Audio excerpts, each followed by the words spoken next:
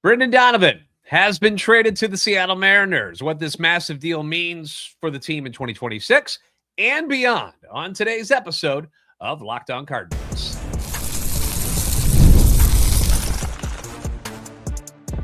You are Locked On Cardinals, your daily St. Louis Cardinals podcast, part of the Locked On Podcast Network, your team every day.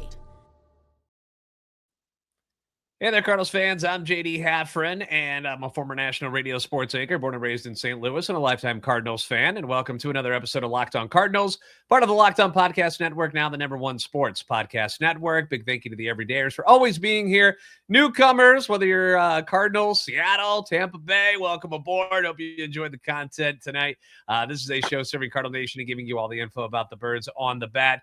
The deal that we've been waiting for quite some time finally went down. Brendan Donovan has been dealt to the Seattle Mariners as part of a 3-team deal that includes the Tampa Bay Rays. And joining us to discuss all the ins and outs of this particular deal is our good buddy Thomas Gauvain from redbirdrants.com. Thomas, how you feeling after a busy day in the world of baseball, specifically for Cardinal fans and I guess Seattle and Tampa Bay as well? But I feel like this is a more of an emotional and impactful day for Cardinal fans. Yeah, bittersweet's definitely probably the word. I mean, it's tough to see Brendan Donovan go away, but it's exciting to look ahead at the future of the team. And I know one of the big concerns coming into this portion of the offseason, because we knew what was going to happen with those other guys. We knew that Gray, Nato, Willie, we knew the kind of deals that were going to happen, right? We had, they're going to get some prospects, hopefully some good ones, but there was going to be money exchange. A lot of that was just moving on from salaries, where Brendan Donovan was like an asset, where you're moving somebody not because he's a burden on the team, not because he's blocking anybody. Honestly, it's because other teams want him. Like he was a guy that other people wanted to get in their lineup and get their hands on him. We heard plenty of teams brought up and kicked around a deal for Brendan Donovan, but the last team standing was the team that I think both of us agreed was the team we thought made the most sense. That was the Seattle Mariners, due to the fact that they're in win now mode. They were very, very close to making it to the World Series last year. So if you have the ability to get that one extra piece to push you over that line, you go and do that. They also have a phenomenal farm system, which had a lot of depth to it. Obviously, something the Cardinals were attracted to. It's one of the reasons why they were doing deals with Boston, not just because Chaim Bloom was familiar with them, but because they had a good farm system. So they were able to get some guys from there, and it's why they wanted to do a deal with Seattle. It made the most sense, and now here we are. The deal is done, and we've got the full trade for you guys, which has changed a couple of times, Thomas, because it was weird because when the trade was made and it was announced, things were trickling out at a very slow pace. It wasn't one of those immediate things where all the details were ready. I guess we had to wait on physicals, and then with a 3-team trade, I guess that makes things a little more complicated. But I'm going to run this down real quick, and then we'll start with the crown jewel of this particular trade, which was the 22-year-old pitcher Jurrangelo Cijntje. And I shouldn't say just pitcher, should I? Switch pitcher.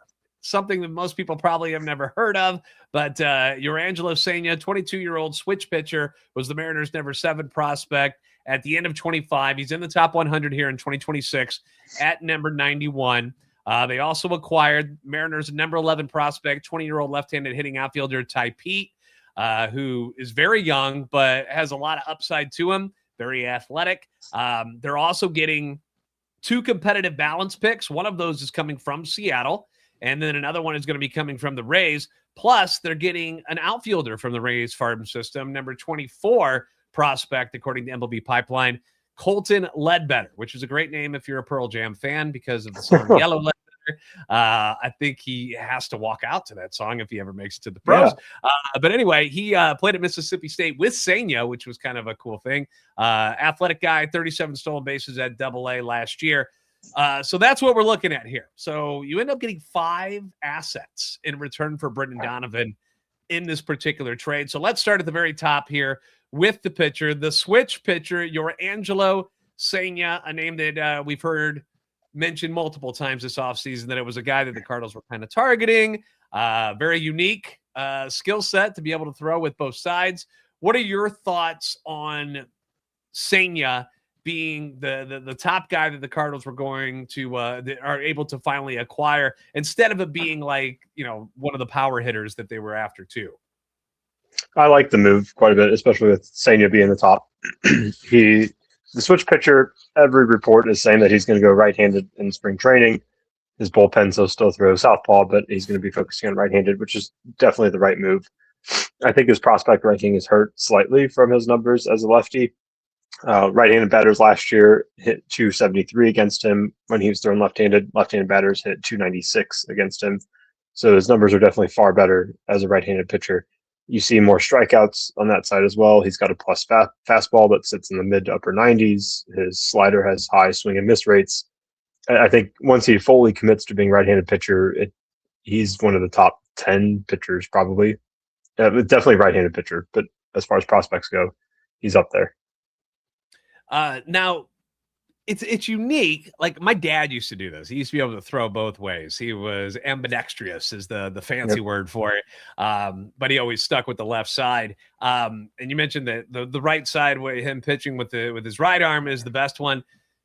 They said that he was going to he's going to do lefty in the bullpens or whatever. Do you think he should just quit it altogether and just focus on one? Do you think he just all right, that was cool, that was fun, cool trick in college, bro. You're a pro now. Let's get one thing and perfect that, and just stop tinkering with the left side. Do you think that's the move that the Cardinals will make in this one? If you were in charge, if you were Chaim Bloom, would you be like, all right, we're just gonna put that other arm away. You're fine. Let's just stick with the right hand. Yeah, I think I would. The reports of the bullpen left-handed, that was when he was still with Seattle 24 hours ago. And so obviously things could now change with the Cardinals. I trust our new farm system and our player development pipeline. We've got Matt Pierpont, who was with the Mariners when they drafted Cijntje as well. So he's somewhat familiar with him at least. I'd be surprised if the Cardinals do let him throw any spring training innings or minor league innings left-handed. That would surprise me quite a bit. I would imagine they're just going to have him focus on right-handed pitching. Maybe let him throw some left-handed pitches just for fun, batting practice or something. But in game, it'd be right-handed. What do you think? Well, just because I thought about this, how there's always arm injuries for pitchers. I thought about that too. Hurts his arm, and this guy, but I'm cool, and just throws with the other one instead. He could stay active. He would just have to wear like some cool brace on his. No, that would never happen. But I did think about that. That'd be wild. I mean, he's got 2 chances now for Tommy John surgery, and everybody's getting 2 Tommy Johns, so now he's got 4 chances. I mean, the math is there. Yeah. Like it's limitless what this man could do. It's certainly going to be something that we'll monitor. I mean, how many times has it ever worked in the pros that there was a guy that could go both sides? I mean, very rarely. There was a relief pitcher, and I feel like his name was Harris, and I don't know why, but I feel like that was his name, that was able to do it, but he wasn't all that great at it. So if you can become great at one way, and like you said, you think he might be a top 10 guy as far as right-handed pitchers go, if he sticks to just doing that, like, follow that path, my friend. Do that, and then, if something bad happens, maybe we go to the left side and tinker with it. But I don't know. He was going to be invited to, I believe he was coming to Major League Camp for Seattle. He was, so they were going to take a look at him there. So we'll see what the Cardinals decide to do. I mean, we've only got, 9 days, depending on when you see this. The spring training is going to be here. So curious how quickly they move with what's going on with them. Let's talk about the other prospect real quick. Peete. 20 years old. So very, very young. Obviously, he was a bat out of high school that they drafted that year. And left-handed hitter, which I already saw some flack in the comment section, like another lefty. Guess what? Both the outfielders they got are left-handed hitters. Just get ready for that. We need righties. Well, this kid's not ready to be at the pros yet. He's not coming up to the team now, so simmer down a little bit. But with all of our left-handed pitchers too, I'm convinced we're just going to field a fully left-handed lineup by 2028. Well, 75% of the major league pitchers are right-handed, so maybe it's better that way. But Peete, 19 home runs, 25 stolen bases last year, 217 batting average. What's going on there, man? What's his issue? Because you see upside, but you also see 217. What's the problem? He struck out quite a bit last year, almost 31% in high A, I believe. Yeah, high A. He saw all of his offensive numbers dip pretty much last year, except for his home runs. He hit 19 last year. He only had 7 the year before. About the same amount of at-bats as well. So he must have swapped something for power. I think this was a bit of a buy low choice with Peete. He had 45 swipes in 2024. His defense is something that's not going to fade either. He projects to be a center fielder with his speed and his range. It's exciting. I think it's not a guy that you're going to be like, he's got to hit leadoff. He's going to hit 280 and 20 home runs from the top spot. I don't think he's going to get to that point, but he's definitely plus defense. He has the potential to steal a lot of bags. And then he's got some home run potential now, too, after this past year. Yeah. And, the guy that everybody was obsessed with, Montez, who was the power hitter from Seattle that everybody wanted to get their hands on. A lot of swing and miss there, too. That was the real knock against him, was that, he's got this crazy power potential, but swings and misses all the time. So you're going to get it either way. One of them is a ginormous man, but it's not like Pete's like some tiny guy. Like he's 6'2", something like that. Yeah, 6'2", 195. Yeah. So it kind of, what he kind of seems like it might be doing here. And this is just me and my own thoughts. Is not anything the Cardinals have said though, but with Chase Davis not really progressing the way I thought he would, or they thought he would, coming out of college, he feels like just a younger version of what Chase Davis could have been had he been a high school guy. So that's just my thoughts, is that because I haven't seen what I wanted to out of Chase Davis so far, and this kind of gives you another shot at that. And this was also Peete was in the Little League World Series in 2018. I saw a picture of him doing that, and then also some people might not be familiar that 2024, he actually was playing shortstop still and some third base before they made the move to outfield. Had quite a few errors at shortstop, so you can see why they made the move. But that's the kind of athlete he is. You know how they always talk about, oh my gosh, so many shortstops. Why are we drafting? Because they're great athletes normally. Yeah, they can move them anywhere. Yeah, so that's the thing with Peete here, is that he seems to be an uber athletic type of guy. Obviously, he's got some warts in his swing right now, but he's only 20 years old. So there's a lot of room for growth and a lot of time. So this is not some guy that's going to be rushed to the big leagues or anything. This is just another, hey, this is a great athlete that's got some decent numbers for A-ball, and is going to give us another chance, another bite at the apple to be great at a position at some point. So number 30 overall pick. The year that they drafted him. So it's not like this is some 7th rounder that just got lucky with. No, this was somebody that people were really excited about and put a lot of stock into. So 2 very exciting talents right there. And that's just the Seattle side, because we also got the draft picks we got to talk about. And then we've got the outfielder that came over from the Tampa Bay Rays, which was something that me and you were texting. And I was like, how are the Rays involved in it? I don't even see anything that they're doing. And then finally things started to come out. So we're going to talk about the Tampa Bay Rays side of this. We're still going to talk about what we think this is going to do for the Cardinals in 2026. Who the hell is going to play left field? What does it say about our lineup? And we'll get into all of this coming up right here on Locked On Cardinals.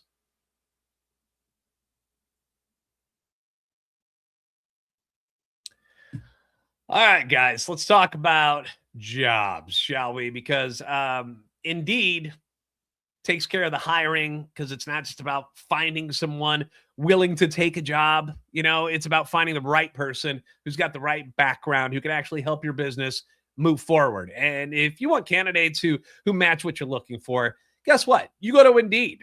Indeed sponsored jobs is the move, because instead of hoping that the right person just kind of stumbles across your post, Indeed will help you match with quality candidates by boosting your job listing to the people who fit your specific criteria, like your skills, your certifications, and your location. If I'm hiring, I wouldn't want just someone who can come in and just help out. You want someone with real experience who can jump right in. And that's what I like about Indeed. I think you're going to like it too. You can get specific and target exactly what you need. And here's a stat that says it all. In the minute I've been talking to you, companies like yours made 27 hires on Indeed, according to Indeed data worldwide. So if you're hiring, spend less time searching. Why would you want to do that? Spend less time searching, more time interviewing candidates who check all your boxes with Indeed sponsored jobs. Listeners of this show will get a $75 sponsored job credit to help get your job the premium status it deserves at Indeed.com/podcast. That's Indeed.com/podcast. Terms and conditions apply. Hiring, do it the right way with Indeed.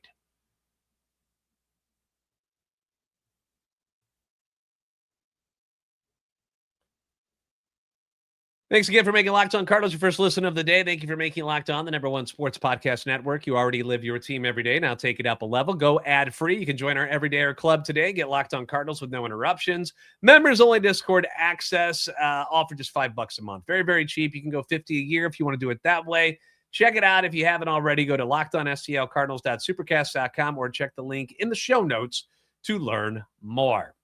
Once again, we're joined by Thomas Gauvain from RedbirdRants.com. We're talking about this massive Brendan Donovan trade, which went down late on Monday afternoon. And we already kind of went over what Seattle's prospects offer, like who's coming to St. Louis. We've also got the draft picks that we'll talk about here in a moment. But let's go on to how the Tampa Bay Rays were involved in this one, because they made it a 3-team trade. And as I mentioned, Thomas and I are texting like, where is the part about Tampa Bay? Like, they're just getting a dude? Like, what is this? And it took a while, but finally we found out that not only were they going to put in a competitive balance pick, which I think is number 72 overall from Tampa, and it's number 68 from Seattle, I believe. But They're also sending an outfielder to the Cardinals. Another outfielder, another one that hits left-handed, who's got a fantastic name, though, in Colton Ledbetter. And he was their number 24 overall prospect, according to MLB Pipeline, at the end of 2025. We don't know where the 26 rankings are just yet, but they'll be coming out at some point.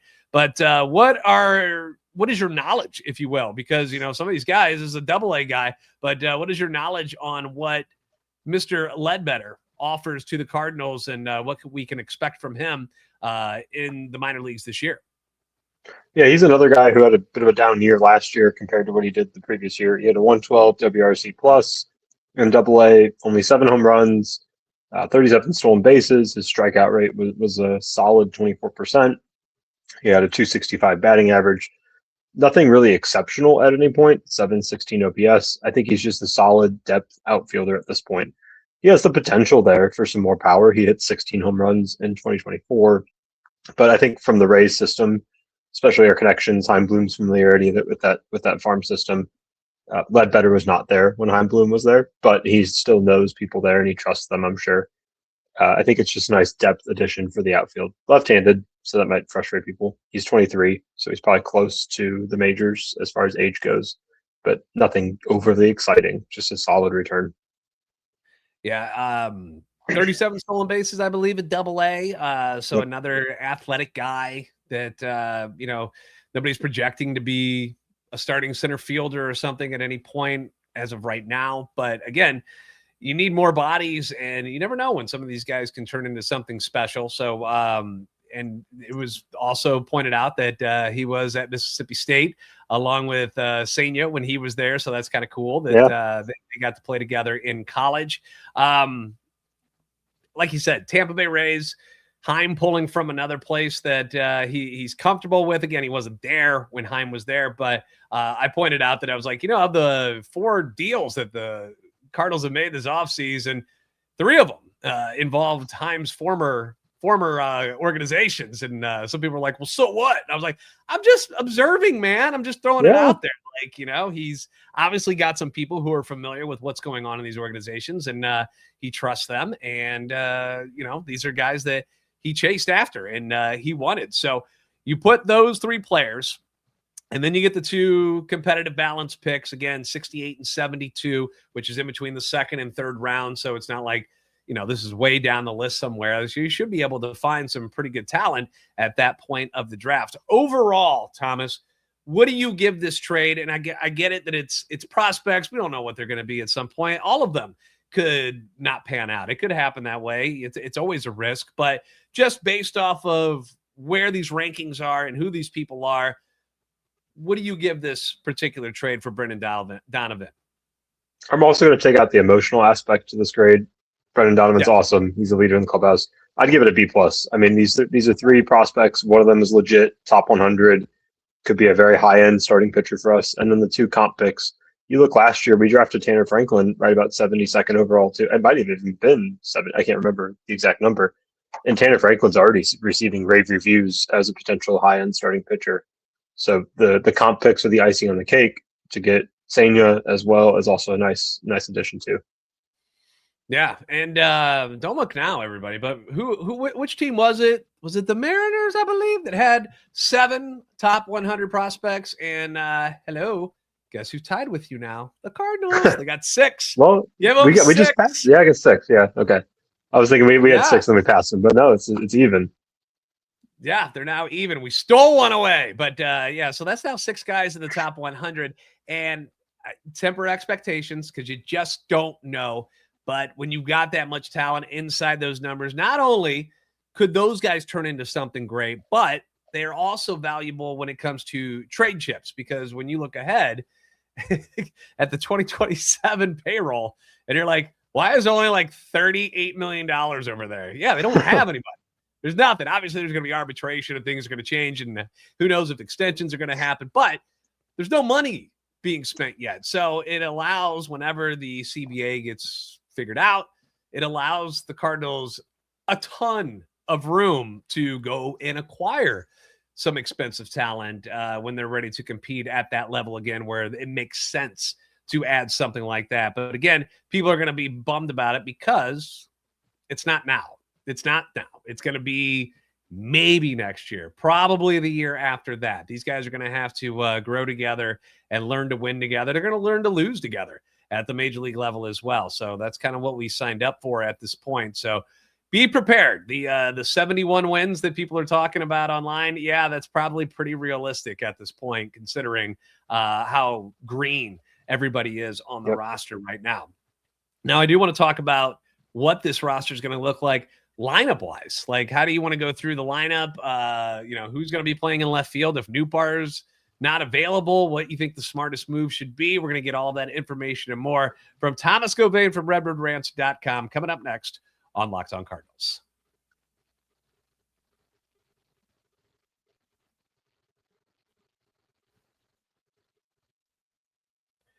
Tax season doesn't have to take over your life, even though that's kind of what happens because, everybody's always either nervous about what they're going to get back, or heaven forbid, you actually have to owe money, which is never fun either. I've had that happen on a number of occasions. So this year, TurboTax is going to make things easier than ever for you to just kind of hand things off. And that way you can just move on with your day. With TurboTax full service, you can have your taxes done for you by a trusted local expert, start to finish, without the stress or guesswork. Instead of spending hours trying to figure out the forms, which are super complicated, what numbers go into what boxes, don't screw it up or you're going to mess the whole process up. You can just meet with a local TurboTax expert in person or connect online. They'll handle everything from the W-2s to self-employed forms and work to get you every deduction you deserve. It's a huge time saver, and it gives you real peace of mind of knowing that an expert is going to handle it instead of you, who doesn't know what they're doing in the first place. So for a limited time, you can have your taxes done by a local TurboTax expert for just $150 all in if a TurboTax expert did not file for you last year. So just file by February 28th and they'll take care of it. Take taxes off your plate, get you back to your life. Visit TurboTax.com/local to book your appointment today.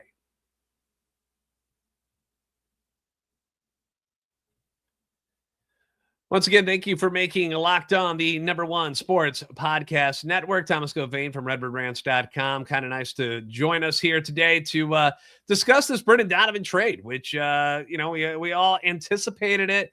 We all kind of planned for it when it happened, though. What was your first emotion, Thomas? Were you hurt? Were you sad? Were you like, oh, thank God it's over? How did you feel? Relief, I think. Yeah, thank God it's over kind of thing. I mean, we've been waiting for months for it. We've heard all the rumors. We've heard all the connections. I was like, okay, thank goodness we're done with all those things. And then as I thought more about it, I was like, oh, man, no Brendan Donovan. That's our final all-star who's gone. All that sorrow, I guess, too. So relief, sorrow, and then now optimism. I've gone through all the stages of grief, I think, at this point. Yeah, it's I don't know. After it happened and we were kind of waiting for things to play out and what all the details were, and the wife comes over, she's like, "Are you okay?" I was like, "What do you mean?" She's like, "You just look really down now." And I'm like, I mean, we're going to be bad. Like, this is not a team that is probably going to win a whole lot of games. And earlier I had done an episode about 71 wins. Is that realistic? Should we be looking like, is that underrating what the Cardinals are? Are they going to finish in last place this year? Should we expect that? And, at that point, Donovan was still a member of this team, but now he's gone. And that's a big chess piece for what Ollie could do with his lineup, who's playing where, who needs a break and gets days off. Now that's gone. With Donovan out of the way and no longer a part of this infield, JJ Wetherholt's got to be here opening day. Do you think? Absolutely. Yeah. I mean, there's no doubt about it. I think Roster Resource even has him as their starting second baseman right now, too. So it's got to be JJ Wetherholt. This is the clearest path for him. Heimblum's even said the spring training stats don't necessarily matter with him. It's just checkpoints and progression. I think it's got to be JJ Wetherholt now. It's his time. Yeah. So we're looking at an infield of Nolan Gorman at third, Mason Wynn at short. Over at second, it's JJ. And then at first base, you got Burley. Catcher, Ivan Herrero, Pedro Pajes, Jimmy Crooks will be a part of that mix as well. What do you want to do in left field now, though, Thomas? Because my master plan was, if Donnie was coming back, which it started to feel like, I don't know, maybe there's a chance he's still on this team. I was going to put him in left field. I was going to bring JJ up if I was in charge, have him start at second base and get Donnie in left field and let him roam there while Lars was coming back from the heel surgeries. And maybe Newt was just going to be a bench guy after a while because, Donovan obviously was capable of handling left. That is off the table, no longer there. There's still a lot of skepticism of whether or not Nootbaar is even going to be ready for opening day. You got Victor in center. You got Jordan in right. What do you want to do in left field now? If you're in charge, you're Heimblum, you're telling Ollie what needs to be done. What do you want to see happen in left field, at least at the beginning of the season? Yeah, I think you got to look at Nathan Church as a potential option. He's already on the 40-man roster. He saw some time last year. They brought that right-handed hitting outfielder. He's on the non-roster invites. I cannot think of his name. It was just about a week ago. That's the guy. I think he's got a chance too. Looking at the 40-man roster really quickly. Let me see. Yeah, you got Baez, who's on the 40. Baez, yeah. And I don't know if he's ready yet. I think they want him to get more time. Yeah, he hasn't even played at AAA yet. I feel like that would be a massive mistake to push. Right, Brian Torres is another guy. I knew there's somebody else I can think of. He's only 5'7". He weighs 165. I believe. Left-handed. Yeah. Plus defense. He had some power last year as well. I think so. Brian Torres, Nathan Church are probably the two leading candidates if Nootbaar's not healthy.